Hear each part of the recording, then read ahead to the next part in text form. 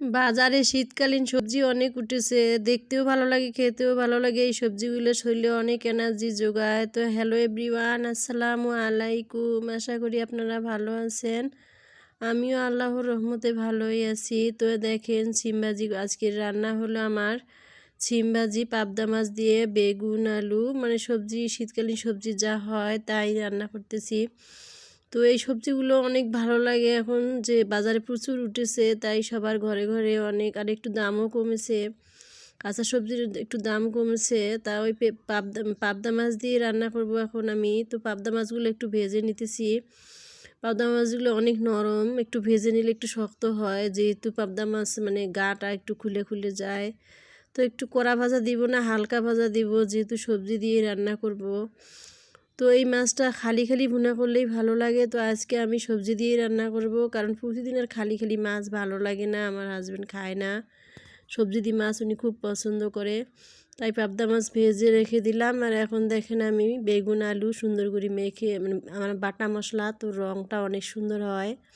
তো দেখেন বেগুন আলুগুলো সুন্দর করে কষিয়ে নিতেছি। আর একটা মানে কথা, আমার গাছের বেগুন, আমি বেগুন কিনতে যাই নাই, আমি 6 তলার উপরে টবে বেগুন লাগাইছি, সেই বেগুনের মানে বেগুন নিয়ে এসেছি আর নতুন আলু, এই দিয়ে আজকে রান্না করতেছি। দুপুরের রান্না আমরা এইভাবেই মানে তরকারিটা রান্না করে খাবো।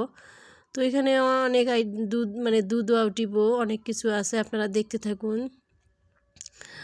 তো আমরা যারা যারা যারা যারা ইউটিউবে কাজ করি তারা তারা সবাইকে একটু সাবস্ক্রাইব দিব, ভিডিও দেখলেই সাবস্ক্রাইব করব।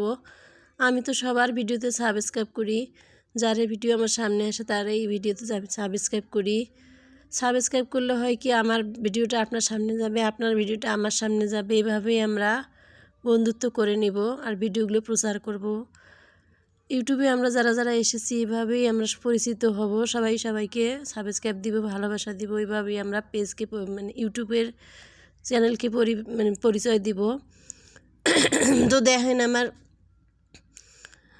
পাবদা মাছটা হয়ে গেল, এখন আমি ভাতে ডিম দিয়েছি। তো ডিম দিয়ে আমি এখন ডিমগুলো সিদ্ধ করতেছি, ডিম আলু ভাত একসাথে দিলাম, কারণ একটু গ্যাস সাশ্রয় মানে কম হবে।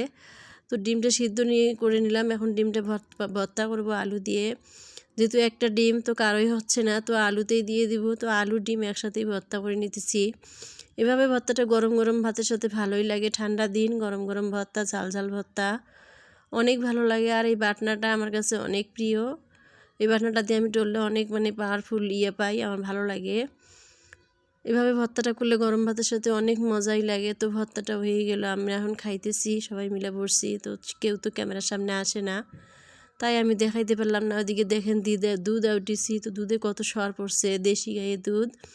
দেশি গাইয়ের দুধ এভাবে সর পড়ে, মানে দুধ আউটি রাখেন, দেখবেন যে দুধ সর পড়বে, তাহলে বুঝবেন যে দেশি গাইয়ের দুধ। তো এইভাবে আজকে মানে ভাত খেলাম। এখন আমি ছাদে আটা লাড়ি দিয়েছি, চালের গুঁড়ি, যে পিঠে বানাবো, পিঠার মৌসুম, পিঠে করে আটা সংরক্ষণ করার জন্যে আটা ভাঙিয়ে নিয়ে শুকাইতেছি ছাদে। তো আজকের ভিডিওটা যাদের ভালো লাগবে একটা সাবস্ক্রাইব করে দিবেন, একটা লাইক করবেন, একটা শেয়ার করবেন। আজকের মতো বিদায় নিচ্ছি, আল্লাহ হাফেজ।